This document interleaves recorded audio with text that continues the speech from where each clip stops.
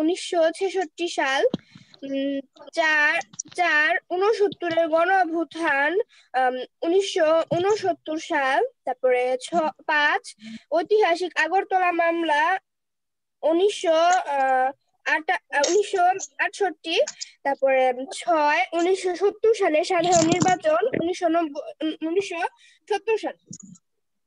হ্যাঁ ঠিক আছে, ভেরি গুড, ভালো পারছে। আর যেন কে সাউন্ড করছিল, অদ্রি মনে হয়, তাই না? আচ্ছা, নিশ্চয় সাউন্ড। তো রাজনৈতিক বৈষম্যটা লিখতে থাকো। জয়রিয়া বলো, রাজনৈতিক বৈষম্য বলো, তোতাপাকি বোধ মুখস্থ। জয়রিয়া।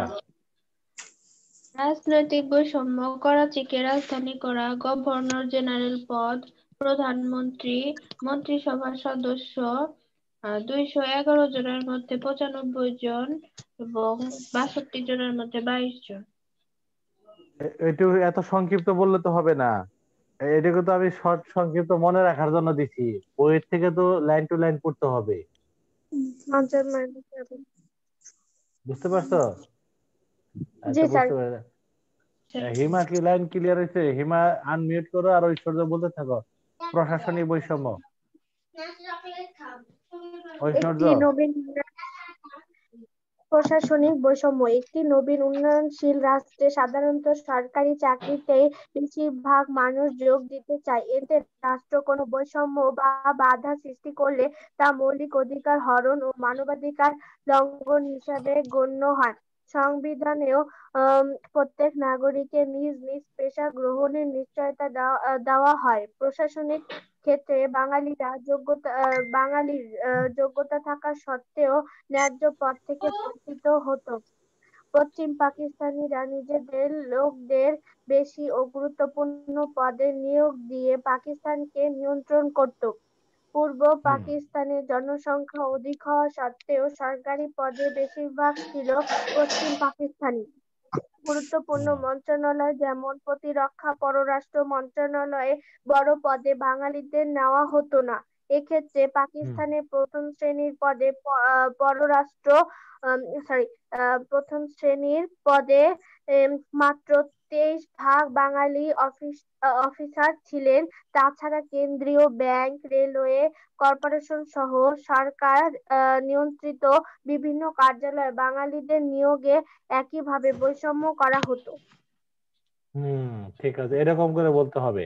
আর তোমাদের কথা ছিল সবাই ক্যামেরা অন রেখে ক্লাস করবা, কিন্তু তোমাদের উন্নতি হচ্ছে না কেন? ক্লাস করার প্রস্তুতি নিয়ে ওইরকম করে ক্লাস করতে হবে, ঠিক আছে? আচ্ছা, পায়েল সাহা বলো। তুমি বলো স্যার কি স্বাধীনতা সংগ্রামের বিভিন্ন পর্যায় বলো।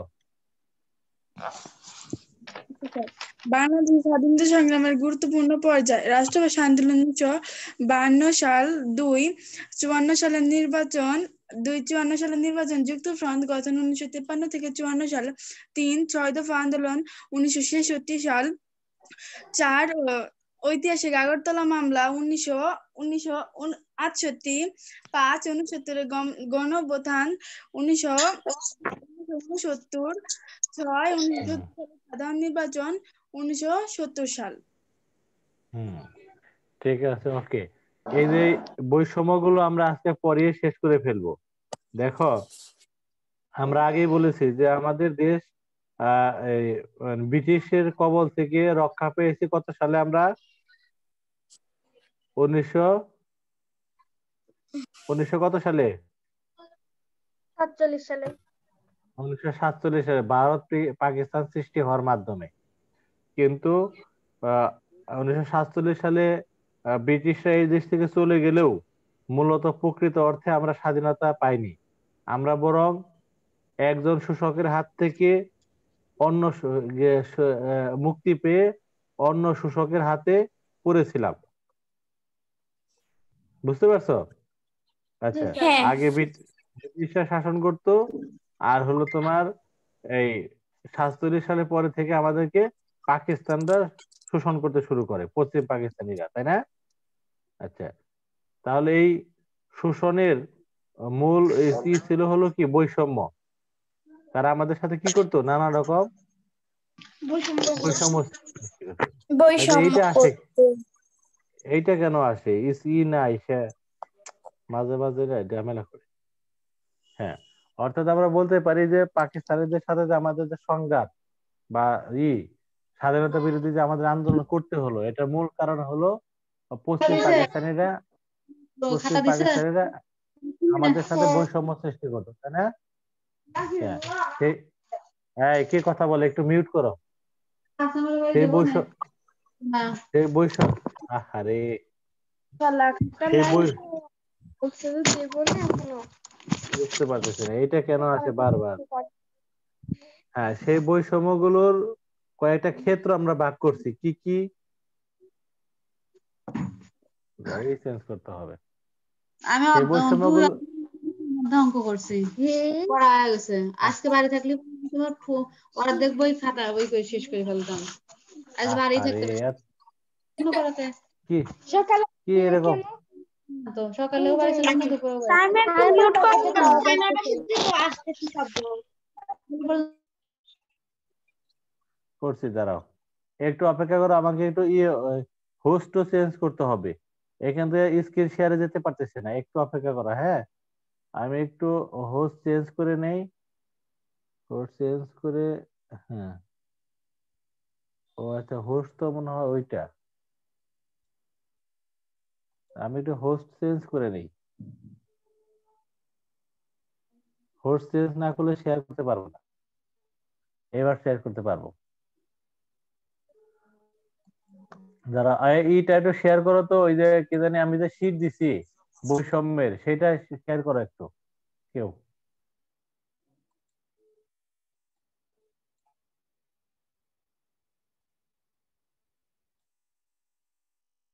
শীট দিছি না, এটা ফরওয়ার্ড করো তো কেউ তোমরা। আমি কি কথা শুনতে পারো নাকি? আমার কথা শুনতে পাচ্ছ? কেউ একটু আনমিউট করো, সঞ্চিতা, অদ্রি। জি স্যার, শোনা যায়। হ্যাঁ, বলছি যে যে শীটটা দিছি আমি সমাজের, ওই শীটটা একটু ফরওয়ার্ড করো। শীট দেয় নাই স্যার মেন সমাজের? বই। না না, এমনিতে লেখা শীট দেয় নাই? আমি শীটটা ফরওয়ার্ড করতেছি। ওই এই অবস্থা, এমনি এমনি শীট দেয় নাই, হাতে লেখা শীট দেয় নাই?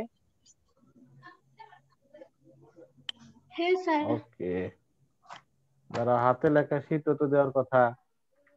আমি হাতে লেখা শীটটা আমি আবার পাঠাইতেছি স্যার। পাঠাইতেছো? আচ্ছা, এই ফাঁকে আমরা ধরি। হিমা বলো, হিমা।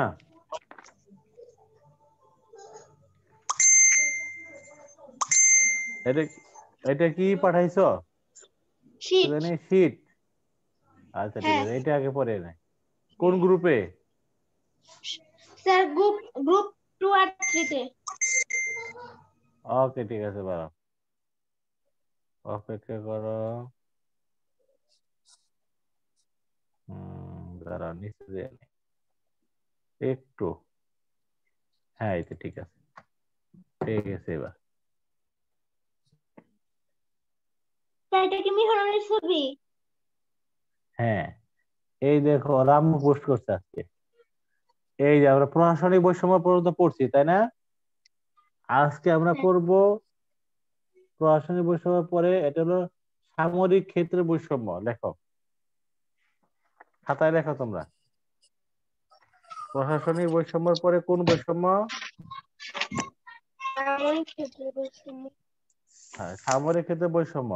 আচ্ছা, আমি প্রথম লাইনটা পড়ে দেই, তারপর তোমরা লেখো, কারণ অনেক কিছু বোঝা যাচ্ছে না। দেখো, 1 নম্বরে লেখো, প্রতিরক্ষা বাহিনীর 3টি সদর দপ্তর এবং সমরাস্ত্র কারখানা ছিল পশ্চিম পাকিস্তানে। দেখো, প্রতিরক্ষা বাহিনীর, এটা লিখে থামো, তারপরে আমি বলতেছি। প্রতিরক্ষা বাহিনীর 3টি সদর দপ্তর এবং সমরাস্ত্র কারখানা ছিল পশ্চিম। কে কথা বলে আমার মেসেজ জানাও তো। প্রতিরক্ষা বাহিনীর 3টি সদর দপ্তর, 3টি সদর দপ্তর এবং সমরাস্ত্র, সম, তারপর বৈষ্ণব রয় আকার, দন্তের সয় তৈর ফেলা, সমরাস্ত্র কারখানা ছিল পশ্চিম পাকিস্তানে। লিখেছো? না স্যার একটু আছে বাকি। নাজিবারে বলছি তুমি যা যা পড়ো বা লেখো আমাকে পাঠাও নাই কেন? আচ্ছা, ঐশী কি আসছো ক্লাসে? ঐশী আসে নাই। দিবা আসছো? দিবা তুমি অনেক মিস করছো কিন্তু। আচ্ছা, লিখছো প্রতিরক্ষা বাহিনীর 3টি সদর দপ্তর? হ্যাঁ স্যার হ্যাঁ, লিখছি। এটার মানে কি কেউ বুঝো? 3টা সদর দপ্তর, যেমন দেখো আমাদের হেড অফিস। তিন 3টা বাহিনী, প্রধান 3টা বাহিনী আছে, বিমান বাহিনী, সেনাবাহিনী এবং কি নৌবাহিনী। এদের 3টারই হেড অফিস আছে, প্রধান অফিস। 3টারই এখন বাংলাদেশের ঢাকায়, বুঝছো? তোমার ঢাকার বনানীতে নৌবাহিনীর সদর দপ্তর, ক্যান্টনমেন্টের সেনাবাহিনীর সদর দপ্তর, বিমান বাহিনীর সদর দপ্তর ঢাকায়। তাহলে এই 3টা বাহিনীর প্রধান যে অস্ত্র টস্ত্র যে প্রস্তুতি, প্রধান যে অফিসটা, সেটা ওই 1971 সালের আগে কোথায় ছিল? পশ্চিম পাকিস্তানে। পশ্চিম পাকিস্তানে ছিল। তাহলে এতে করে অসুবিধা কি? এতে করে অসুবিধাটা হলো আমাদের দেশে যদি কোনো আইন শৃঙ্খলা কোনো কিছু হ্যাঁ, আমাদের দেশে যে আইন শৃঙ্খলা কোনো কিছুর প্রয়োজন হইতো, কোনো অপারেশন কোনো কিছুর অভিযান চালানোর প্রয়োজন হইতো, তাহলে সেই পশ্চিম পাকিস্তান থেকে সেগুলো নিয়ে আসা লাগতো। ততদিনে দেশের কি অঘটন ঘটে যেত, বুঝছো? মানে সেনাবাহিনীর যে সেনাবাহিনী বিমান বাহিনীর প্রধান অফিসার গুলো এবং তাদের অফিস গুলো, মেন অফিসটা পশ্চিম পাকিস্তানে ছিল, আমাদের দেশে ছিল না। আবার সমরাস্ত্র মানে হলো অস্ত্র তৈরির কারখানা। এই যে পুলিশ টুলিশ যা আছে, এগুলো তো করার জন্য অস্ত্র লাগবে। সেই অস্ত্র তৈরি করার যে কারখানাটা, সেটাও ছিল কোথায়? পশ্চিম পাকিস্তান। মানে আমাদের ক্ষেত্রে ছিল না, ঠিক আছে? আচ্ছা, এরপরে তোমরা বাকি 3টা লেখো, বৈশিষ্ট্য লেখো, আমি স্ক্রিন শেয়ারে যাচ্ছি, তারপরে আমি বুঝে দিচ্ছি। কে যেন ফোন করছে, আমি একটু দেখি। বাকি 3টা লেখো। 2 নম্বরে লেখো সামরিক বাহিনীর মাত্র 5% অফিসার ছিল বাঙালি।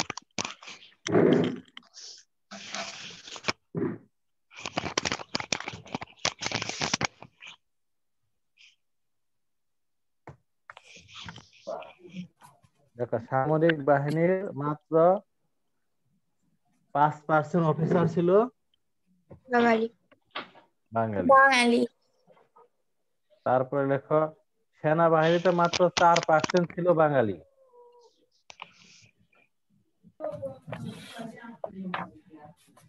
সেনাবাহিনীতে মাত্র 4% ছিল বাঙালি। তারপরে লেখো 1965 সালে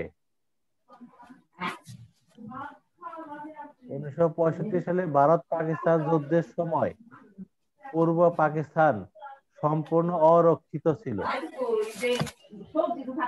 কে ডিস্টার্ব করে এরকম? আল্লাহ রে।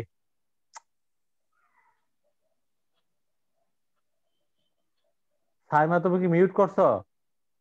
মিউট করো। আমি শুরু থেকে মিউট করা। এখনো একটু মিউট করো।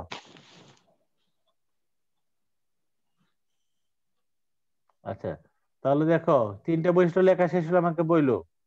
2 নম্বরে হলো সামরিক বাহিনীর মাত্র 5% ছিল বাঙালি। আর 3 নম্বরে লেখা সেনাবাহিনীর মাত্র 4% ছিল বাঙালি।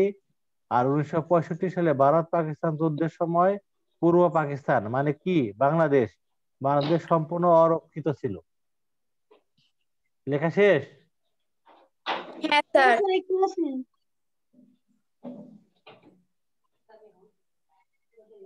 দিবা কি শুনতে পাও? দিবা আনমিউট করো।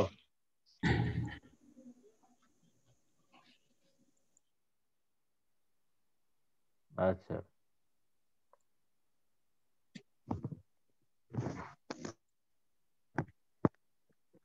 স্যার 4 নম্বর বৈশিষ্ট্য কি? 1965 সালে ভারত পাকিস্তান যুদ্ধের সময় পূর্ব পাকিস্তান ছিল সম্পূর্ণ অরক্ষিত।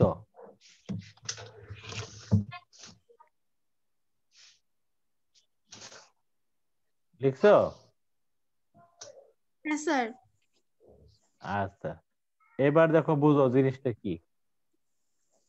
প্রথম কথা হলো সামরিক বাহিনী। সামরিক বাহিনী মানে যে পুলিশ, সেনাবাহিনী, বিমান বাহিনী, নৌবাহিনী, যে তিনটা বাহিনী আছে, এই তিন বাহিনীতে যে মেন মেন অফিসার গুলা, বস, তার কয় পার্সেন্ট বাঙালি ছিল? বসের 5%। অর্থাৎ 100 জন যদি অফিসার থাকে, তার 5 জন ছিল বাঙালি অফিসার, আর 95 ছিল কি? পশ্চিম পাকিস্তানি অফিসার। পশ্চিম পাকিস্তানি অফিসার। আর এক একটা অফিসারের আন্ডারে মনে করো 100 বা 70 জন করে সৈন্য ছিল। অর্থাৎ সৈনিকরা ছিল 2-1 জন হলো বাঙালি, আর অফিসার যারা বস, তারা বেশিরভাগ কোন দেশে ছিল? পশ্চিম পাকিস্তান। পশ্চিম পাকিস্তানে ছিল। আবার সেনাবাহিনীর টোটাল সদস্য সংখ্যার মাত্র কয় পার্সেন্ট বাঙালি ছিল? 4%।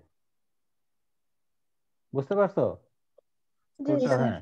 অর্থাৎ 100 জন সেনাবাহিনী থাকে, তার অফিসার সৈনিক মিলিয়া 4 জন হলো বাঙালি, আর 96 জন কি? পশ্চিম পাকিস্তানি। এই যে পশ্চিম পাকিস্তানি। এরকম বৈষম্য ছিল। আর 65 সালে একটা যুদ্ধ হয়েছিল, কার কার সাথে যুদ্ধটা হয়েছিল? ভারত পাকিস্তান। ভারত ভারত পাকিস্তান। আর পাকিস্তান। তখন বাংলাদেশটা ছিল অরক্ষিত। অরক্ষিত মানে কি দেখো, আমরা তো তখন পাকিস্তানের অন্তর্ভুক্ত ছিলাম, তাই না? তো এখন এই যে ভারতের সাথে এইখানে পাকিস্তানের যুদ্ধ হয়েছে, তাহলে ভারত গিয়ে এই পাকিস্তানে গিয়ে কি করছে? হামলা করছে।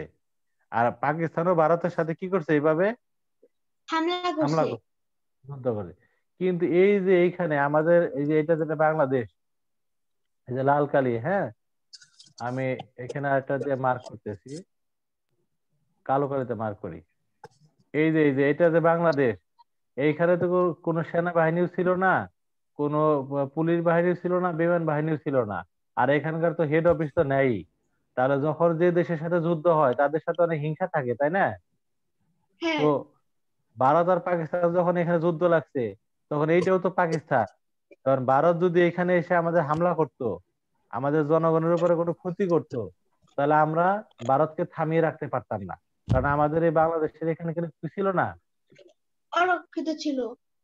অরক্ষিত ছিল, মানে সৈনিক, অস্ত্র, সামরিক এই বাহিনী, প্রতিরক্ষা বাহিনী। না, না, হ্যাঁ, অস্ত্র, গোলা বারুদ কোনো কিছু আমাদের ছিল না।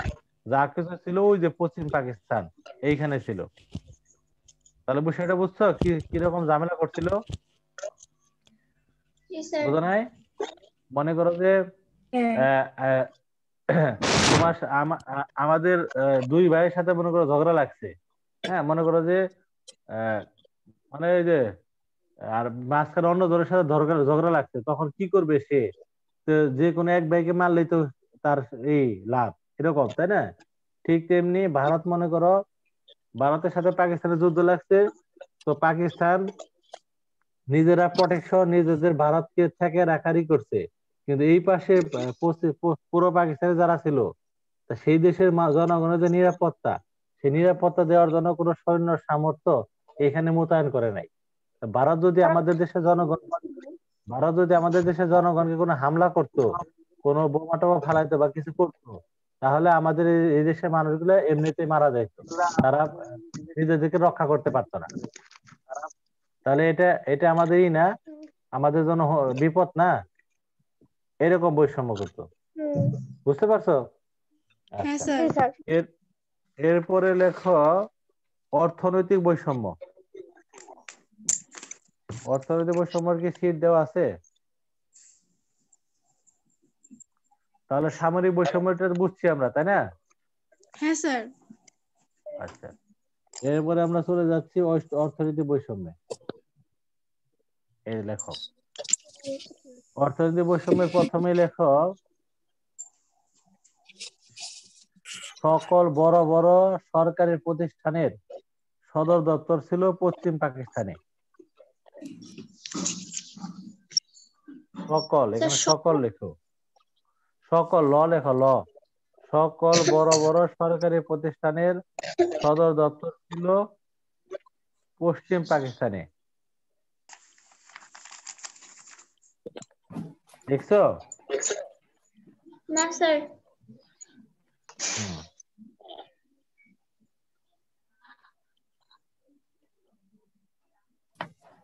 তারপরে 2 নম্বর লেখো বৈদেশিক মুদ্রার, এটা লেখো বৈদেশিক মুদ্রার শতকরা 21% বরাদ্দ ছিল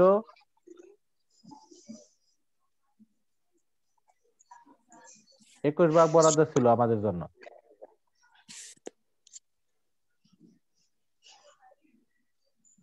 বরাদ্দ ছিল পুরো পাকিস্তানের জন্য।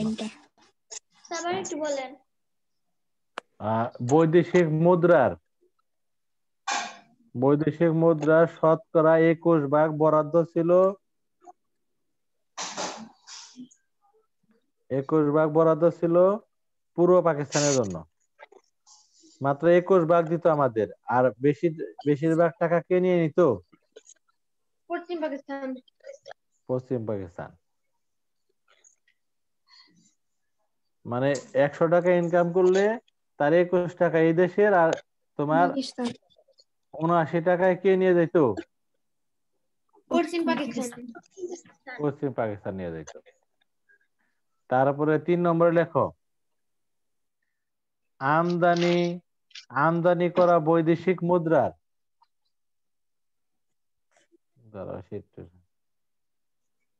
আমদানি করা বৈদেশিক মুদ্রার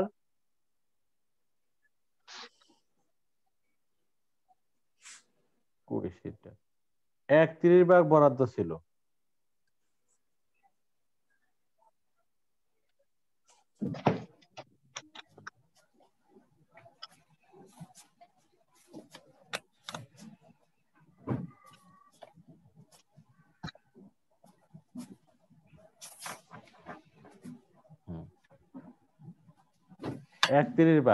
আর বেশিরভাগই কোথায় ছিল? পশ্চিম পাকিস্তানে। হ্যাঁ। আর লেখো রপ্তানি আয়ের 2000 মিলিয়ন ডলার পাচার হয়েছে পশ্চিম পাকিস্তানে। রপ্তানি আয়ের 2000 মিলিয়ন ডলার পাচার হয়েছে পশ্চিম পাকিস্তানে।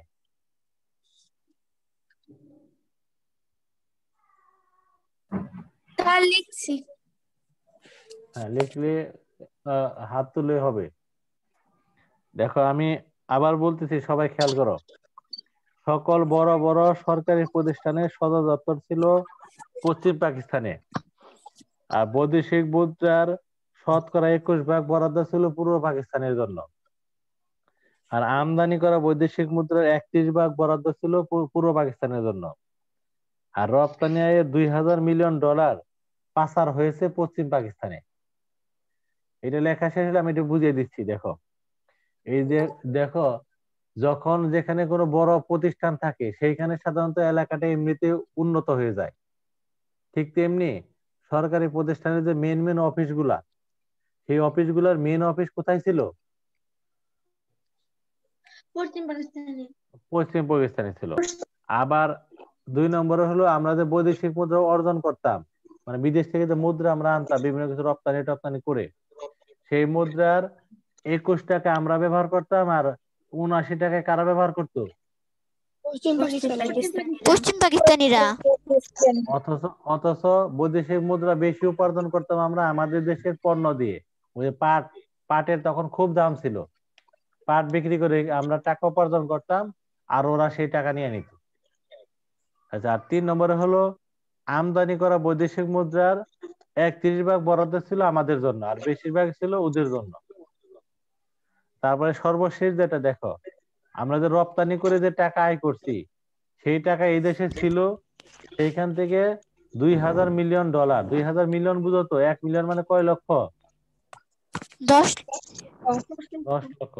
2000, এরকম 2000 মিলিয়ন ডলার পশ্চিম পাকিস্তানে পাচার হয়েছে মানে এই দেশ থেকে ক্যাশ টাকা নিয়ে বিমানে করে ওই দেশে চলে গেছে। যেমন মনে করো ব্যাংকের মাধ্যমে যে টাকা নেয়, হ্যাঁ, বা নেয়, তাহলে কিন্তু একটা হিসাব থেকে এই দেশের জনগণ একটা সুবিধা পায়। কিন্তু ওরা কি করছে, এই দেশে চাকরি করছে আর ওই দেশে ক্যাশ টাকা ওই দেশে পাঠিয়ে দিচ্ছে।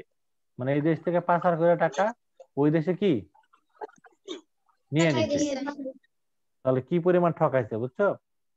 আচ্ছা, এরপরে লেখো সাংস্কৃতিক বৈষম্য। সাংস্কৃতিক বৈষম্য।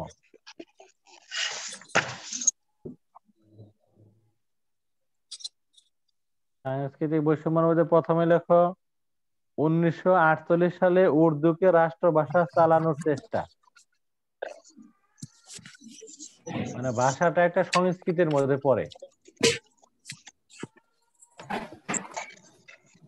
এই যে 1948 সালে উর্দুকে রাষ্ট্রভাষা হিসেবে চালানোর চেষ্টা। মানে আমরা বাংলা ভাষায় আর অফিসিয়াল কাজ করতে পারবো না, কোন ভাষায় কাজ করতে হবে? উর্দু ভাষায়। উর্দু ভাষায়।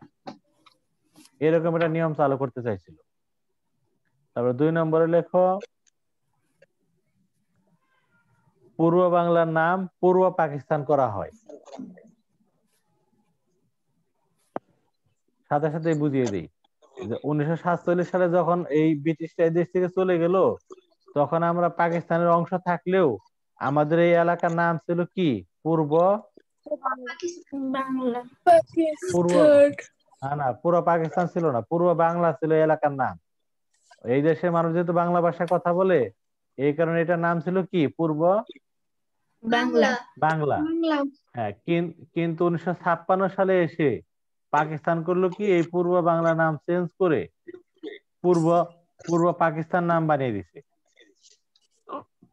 বুঝতে পারছো? তাহলে এটা আমাদের সাথে বৈষম্য না? আমরা তো বাংলা ভাষায় কথা বলি, এই জন্য বাংলা আমাদের নাম ছিল, কিন্তু এরা পূর্ব বাংলা চেঞ্জ করে কি রাখে নাম? পূর্ব পাকিস্তান। পূর্ব পাকিস্তান। পূর্ব পাকিস্তান রাখে। আবার 3 নম্বর লেখো উর্দু হরফে বাংলা লেখার চেষ্টা। এই যে দেখো, এই যে আমরা যে বাংলা লিখতেছি, আমাদের বিভিন্ন নিজস্ব অক্ষর আছে না? কিন্তু ওরা ওরা ওরা বলছিল কি, এরকম করে না, এই যেরকম করে যেমন আমরা লিখি, আমি আমি ভাত খাবো, আমি লিখলাম, এটা কি ইংরেজি অক্ষর দিয়ে কি লিখলাম? বাংলা লিখছি। বাংলা লিখলাম। হ্যাঁ, ওরাও এরকম কইছিল যে তোমরা বাংলায় লিখবা, কিন্তু সেটা কোন অক্ষর দিয়ে লিখবা, কোন হরফ দিয়ে লিখবা? উর্দুতে। উর্দু হরফ দিয়ে লিখবা। উর্দু হরফ দিয়ে লিখলে কি সমস্যা হইতো? এক সময় আমাদের যে বাংলা অক্ষর যদি না থাকে, বাংলা হরফ যদি না থাকে, তাহলে আমরা বাংলা ভাষাটা একসময় কি ভুলে যেতাম। এই জন্য তারা এরকম বুদ্ধি করে এই কাজটা করছিল। বুঝছো? তারপরে 4 নম্বরে লেখো বাংলা নববর্ষ উদযাপন নিষিদ্ধ করা হয়।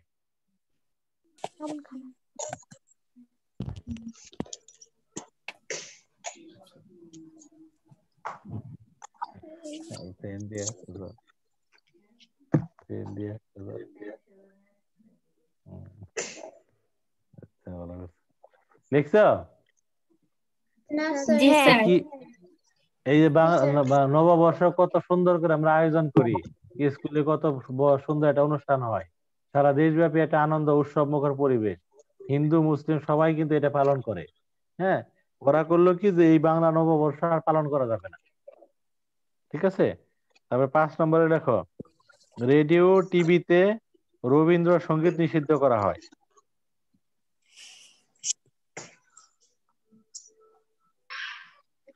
এই যে অনেকেরই অনেক পছন্দের গান, প্রিয় গান, বা বাংলা সাহিত্যের অনেক গুরুত্বপূর্ণ সম্পদ এই রবীন্দ্রনাথের গান, রবীন্দ্রসঙ্গীত, কিন্তু ওরা বললো কি, পাকিস্তান বললো কি যে এগুলো রেডিও টেলিভিশনে প্রচার করা যাবে না, এগুলো ভারতের সঙ্গীত। কিন্তু এটা তো আর আমরা মানতে পারি না, কারণ রবীন্দ্রসঙ্গীত আমাদের কি অনেক প্রিয়, তাই না? হ্যাঁ,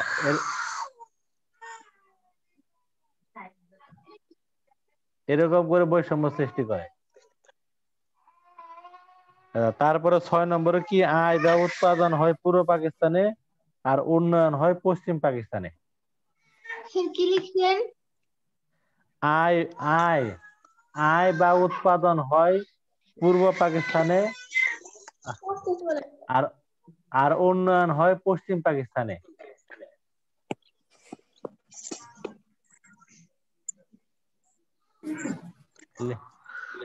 লিখেছো?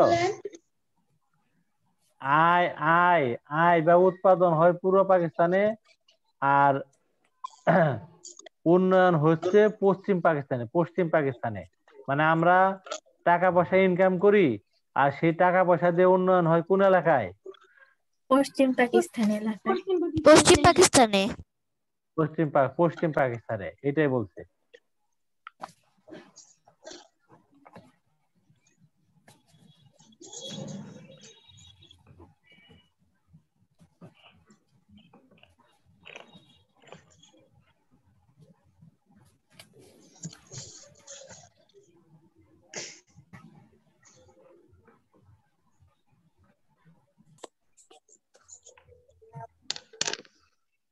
বুঝতে পারছো? এই দিবা, কি শুনতে পাও আমাদের কথা? কি আসে, কি কি লেখছে অদ্রি পড়ো, জোহরা পড়ো। জোহরা অনেকদিন ধরে পড়তেছে না। সাংস্কৃতিক বৈষম্য গুলো একটু জোহরা পড়ো। 1938 সালে উর্দুকে রাষ্ট্রভাষা হিসেবে চালানোর চেষ্টা। মানে রাষ্ট্রভাষা। হ্যাঁ, তারপরে পূর্ব বাংলার নাম পূর্ব পাকিস্তান করা হয়। 3 নাম্বার উর্দু হরফে বাংলা লেখার চেষ্টা। 4 নাম্বার বাংলা নববর্ষ উদযাপন নিষিদ্ধ করা। 5 নাম্বার রেডিও টিভিতে রবীন্দ্রসঙ্গীত নিষিদ্ধ করা। 5 নাম্বার আয় বা উৎপাদন হয় পূর্ব পাকিস্তানে, আর উন্নয়ন হয় পশ্চিম পাকিস্তানে। দেখো আমি কথাগুলো যে ব্যাখ্যা করে দিয়েছি সাথে সাথে, বুঝতে পারছো? আচ্ছা, তোমাদের বইতে একটা ছবি দিছে, ছবির মাধ্যমে পুরো বিষয়টা ভালো মতো বোঝা যায়। এই যে মনে করো এখানে একটা গাভীর ছবি দিছে, তাই না? দেখো গাভীর ছবি দিয়ে কি দেখাইছে, যে গাভীকে খাওয়ানো হচ্ছে। দেখো গাভীকে লালন পালন করা হচ্ছে বা খাওয়ানো হচ্ছে পূর্ব পাকিস্তানে, বাংলাদেশে। আর গাভীকে খাওয়ানোর ফলে যে গাভীর থেকে যে মূল উপকারটা দুগ্ধ, সেই দুগ্ধ গ্রহণ করতেছে কে? পশ্চিম পাকিস্তান। অর্থাৎ আমরা গাভীকে লালন পালন করতেছি, বড় করতেছি, আর সে গাভী থেকে যে সুবিধাটা, বেনিফিটটা, সেইটা নিতেছে কারা? পশ্চিম পাকিস্তানিরা। আচ্ছা, এরপরে দেখো এই যে এত তো আমাদের অন্যায় অবিচার করা হলো, সেই অন্যায় অবিচার করার ফলে আমরা কি করলাম? আন্দোলন করতে শুরু করলাম, যে তোমাদের এই যে তোমরা রাজনৈতিক ভাবে আমাদেরকে ছোট করতে চাও, অর্থনৈতিক ভাবে আমাদেরকে ছোট করতে চাও, আমাদের সংস্কৃতি গান বাজনাকে ধ্বংস করতে চাও, তারপরে তোমার এই যে সামরিক বাহিনীতে আমাদের কম নিতে চাও। এই সমস্ত অন্যায় অবিচার আমরা মানি না। আমরা এইসব অন্যায় অবিচার প্রতিবাদ করে আমাদের এই দেশকে স্বাধীন সার্বভৌম করব। এই জন্য আমরা কি করতে থাকি? সংগ্রাম করতে থাকি। ঠিক আছে, এইখানে সেই কথাটাই বলা আছে। বুঝতে পারছো? তাহলে এই পুরা বৈষম্যটা, এই যে যত ধরনের বৈষম্য আছে সব কটা বৈষম্য পড়া। লেখো 11, 12, 13 পৃষ্ঠা, তোতা পাখির মতো মুখস্থ। 11, 12, 13 পৃষ্ঠা তোতা পাখির মতো মুখস্থ। ঠিক আছে? আচ্ছা, তো এইটা একটু বড় বর্ণনামূলক পড়া বিধায় তোমাদেরকে আরেকটা সুযোগ দিলাম, এটাকে তোমরা ভালো মতো মুখস্থ করে ফেলবা। আমরা আগামী দিন থেকে এই যে বিকাল বেলা ক্লাসে ইংরেজি এবং ওই তো বলতেছি বেগম রুকি আমরা দিব। এই আগামী দিন আমরা ইংরেজি এবং সমাজ দুইটাই পড়বো এই টাইমে, 2 বার কল দিয়ে। আজকে একবার কলই শেষ করলাম। বুঝতে পারছো? কালকে 10টায় না, কালকে একটু কাজ আছে, কালকেও 3টায় এবং 7টায়। ঠিক আছে? তাহলে পারবা না? হ্যাঁ, ঠিক আছে, তাহলে লেখো সমাজ, লেখো 11, 12, 13, 14 পৃষ্ঠা সহ পড়া। 11, 12, 13, 14 3 পৃষ্ঠায় তোতা পাখির মতো মুখস্থ করবা। আর যারা ক্লাস মিস করছো আগের ক্লাসটা, হ্যাঁ, ওই আমি আজকে বেশি অন্তিম মনে হয় মিস করছো, ওইটা গ্রুপে দিয়ে দিব, করে নিও। আর অচিরে কিন্তু পোস্ট করা বন্ধ করে দিব, কারণ তো ক্লাস মিস করো অনেকেই। ঠিক আছে, তো ভালো করে পড়ো। হ্যাঁ, আবার কালকে 3:15 দেখা হবে। হ্যাঁ, আসসালামু আলাইকুম স্যার। স্যার আসসালামু আলাইকুম। আসসালামু আলাইকুম স্যার। আদাব। ওয়ালাইকুম আসসালাম। ভালো করে পড়ো। আল্লাহ হাফেজ।